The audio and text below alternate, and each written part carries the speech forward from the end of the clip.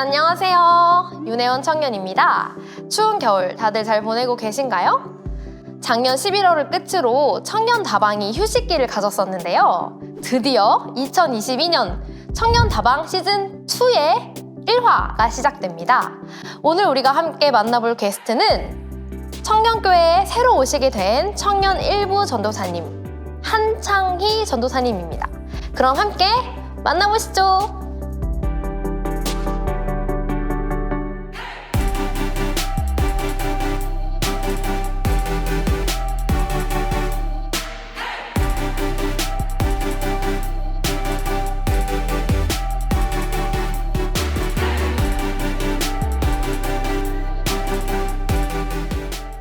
전도사님 안녕하세요. 안녕하세요. 네, 만나서 반갑습니다. 반갑습니다. 네.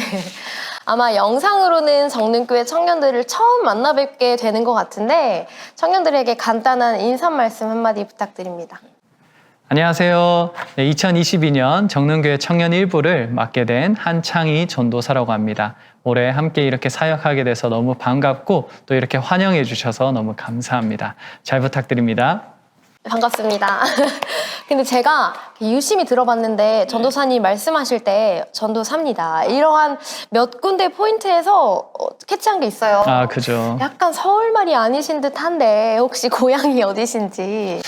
네, 제가 서울에 8년 정도 살았는데 그래도 아직 억양이 계속 있더라고요. 그래서 대구 사람이고요. 그래서 대구 사투리가 아직 좀 남아 있습니다. 아, 대구 분이시군요. 네네네. 오늘 사실 촬영 일자가 21년 12월 18일입니다. 전도사님이 19일 부임 예정이시거든요. 지금 사실은 부임하시기도 전에 청년다방 촬영에 응해주신 거예요. 너무 감사드리고 오늘 저랑 전도사님은 완전 초면인데 신뢰를 무릅쓰고 여러 가지 질문을 드릴 테니까 마음 편하게 답변해 주시면 좋을 것 같습니다. 그러면 전도사님은 전도사이시잖아요. 어떻게 해서 전도사님이 되신 건지 참 궁금해요. 일단 어머니께서 서원을 하셨고요. 그리고 제가 고2 때 이제 진로를 고민할 때 서원을 했었습니다. 그런데 고3 때 대학교로 들어갈 때는 그 서원을 좀 잊고 그리고 그냥 성적에 맞춰서 그냥 대학교를 갔어요. 근데 갔는데 이제 그 이후부터 계속 성경을 읽을 때마다 약속, 서원 그런 말씀이 눈에 밟히는 거 있잖아요. 그래서 이게 마음이 너무 무거워서 이걸 군대 가서 좀 고민을 해봐야겠다 그렇게 좀 생각을 했었어요. 그런데 군대에 갔었을 때 제가 생각지도 않았는데 이제 훈련 중에 잠깐 쉬는 시간에 졸았어요. 졸았는데 갑자기 꿈을 꿨는데 검은색 그림자가 꿈속에서 돈다발을 땅에 막 뿌리는 거예요. 제가 그 돈다발을 막 줍다가 사람이 떡으로만 사는 게 아닌데 라는 그런 생각이 꿈속에 제가 했어요. 그런데 그때 이제 귀에서 천둥이 울리듯이 말씀으로 살아라 살아라 살아라 하는 말씀이 딱 들리면서 잠에서 깼어요. 그게 나중에 알고 보니까 신명기 8장의 말씀이었는데 그때는 몰랐죠. 그 이후에도 조금 더 검증은 했었어요. 하나님 말씀으로도 말해주세요 라고 했는데 레위기 27장 말씀으로 이제 서원한 자는 이제 물리지 못한다는 그런 말씀을 주시더라고요. 그래서 네, 알겠습니다 하고 여기까지 왔습니다. 네. 그러면 신학을 공부하겠다고 서원대로 결정을 하셨을 때 가족분들의 반응이 어떠셨는지 궁금해요. 네, 저희 아버지가 장로님이시고 어머니가 권사님이신데 사실 오히려 좋아하셨어요. 오히려 지지해 주시고 한번 사는 인생에서 하나님의 종으로서 사는 것도 너무 보람있고 좋은 일이다 라고 지지해 주셔서 그래서 지금까지 이렇게 왔습니다. 너무 좋아하셨어요. 네. 그러면 전도사님 신학 하시기 전에 혹시 아까 대학교는 적당한 성적에 맞춰서 들어갔다고 하셨는데 학부 전공은 어떤 걸 하셨나요? 네, 대구에 좀 작은 대학교가 있는데요. 경북대라고. 경북대는 대구 경북 분들은 서울대 안 갈 바에 경북대 간다 이렇게 하시던데 엄청 좋은 대학교 나오셨네요. 네, 그건 옛날이긴 한데 감사합니다. 네, 그 경북대학교에서 사범대 전공을 했었습니다. 네. 그러면 어떤 교사에 대한 꿈이나 교사에 대한 것들은 완전히 없어진 건가요? 사실 그걸로도 좀 하나님 일을 좀 하고도 싶었어서 제가 몽골에 2년 정도 교사 선교사라고 이제 미셔너리 키즈 사역이 있었어요. MK 사역이라고. 그래서 몽골에 2년 동안 그 교사 선교사 사역도 좀 잠깐 했었습니다. 아, 그리고 생각해보니까 목회를 하시면서도 따지고 보면 말씀을 대언하시고 또 가르치시기도 하니까 저희 이렇게 영적 교사이신 것 같기도 해요. 그죠. 사실 사역할 때 도움은 많이 되더라고요. 누구 앞에서 이렇게 많이 서는 경험이 또 도움은 되더라고요. 네.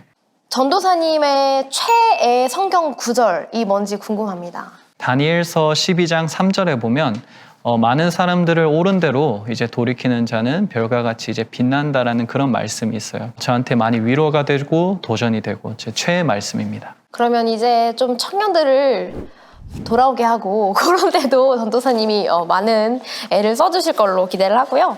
또 이어서 안 여쭤볼 수가 없죠. 가장 좋아하는 찬양 뭔가요?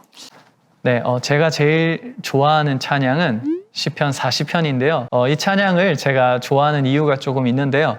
제가 아까 몽골에서 이렇게 사역을 했었다고 했잖아요. 그때 제가 26살 정도의 나이 때 고2 친구들 10명을 데리고 유럽 비전 트립을 갔었어요. 그런데 혼자 인솔자로 3주 정도 다녀왔는데 너무 두렵더라고요.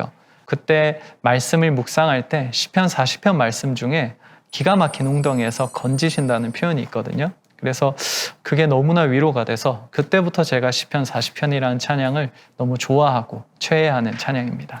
그러면 또 저희가 들어보지 않을 수 없겠는데요. 시작합니다. 5, 6, 7, 8 하나님의 음성을 듣고자 기도하면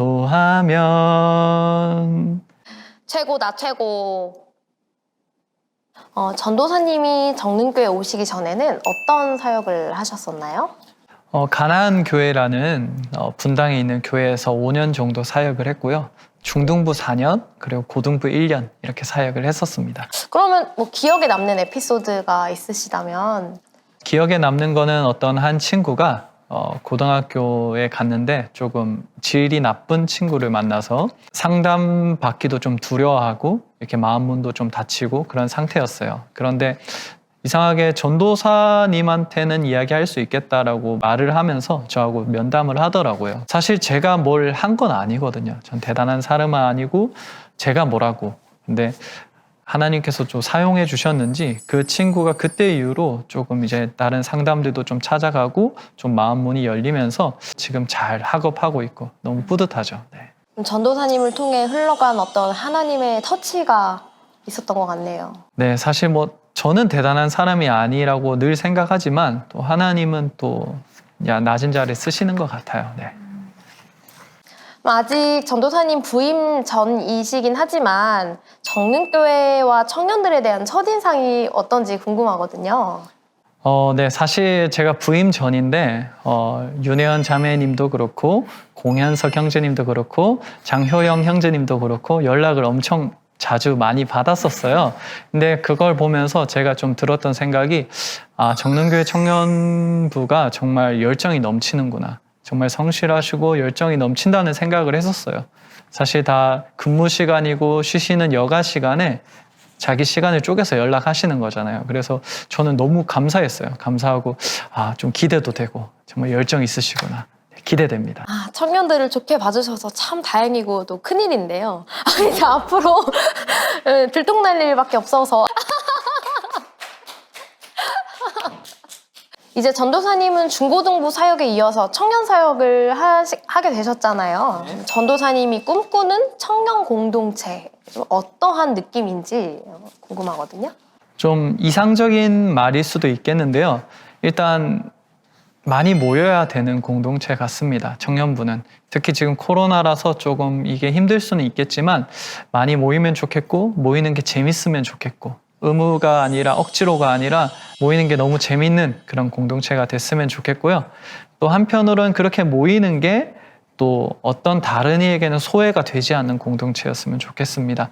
좀 많이 모일 수 있도록 코로나가 제발 조속히 종식되어서 수련회도 가고 셀 모임도 오프라인으로 마스크 벗고 서로의 온기를 좀 나누면서 정말 자주 모일 수 있는 그런 상황이 됐으면 좋겠습니다. 저에게 하나님은 부모님 같으신 분입니다. 사실 자녀는 늘 부모님께 소홀하고 부모님의 사랑을 따라가지 못하잖아요. 저도 사역자로서 하나님께 너무 부끄럽고 소홀하고 부족할 때가 많은데 부모님이 늘 그 자리를 지켜주시고 사랑해 주시듯이 제가 돌이켜 하나님께 돌아갈 때 늘 사랑해 주시고 지지해 주시고 품어 주시더라고요. 그래서 저에게는 하나님이 부모님 같으신 분이 아닌가 그렇게 생각합니다.